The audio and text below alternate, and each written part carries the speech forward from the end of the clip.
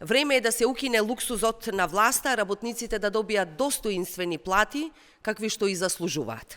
Бараме парите што власта ги планираше за нов авион да се пренасочат за минимална плата од 600 евра за сите работници. Нема повеќе оправдувања дека нема пари. Имало пари за нов авион, имало пари за мебел, за уредување кабинети, за автомобили, нека направат ребаланс на буџетот и да ги пренасочат парите за плати. Тешкото секојдневие, високите сметки и цените на храна ги доведоа работничките семејства на работ. Тие не можат да врзат крај со крај. Над 200.000 работници имаат плати под 30.000 денари, а синдикалната месечна кошничка е веќе 66.000 денари. Не стигаат платите за ништо.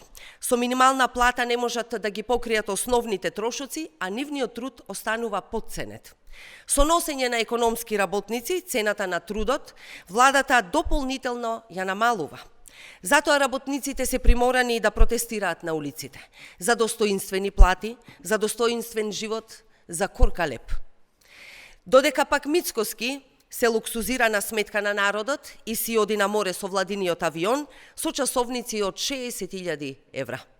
Уште им порачува на работниците дека платите им се добри, затоа што смета дека толку и работеле. Доста е луксус врз грбот на народот, доста е расфрлање со милиони, авиони, мали, големи. Законот за минимална плата, поднесен од пратеничката група на СДСМ и коалицијата, е на дневен ред во собранието. Прифатете го. Направете ребаланс, парите за нов авион пренасочете ги за минимални повисоки плати. Без изговори, без калкулации, работниците да добијат плати какви што заслужуваат. Ви благодарам.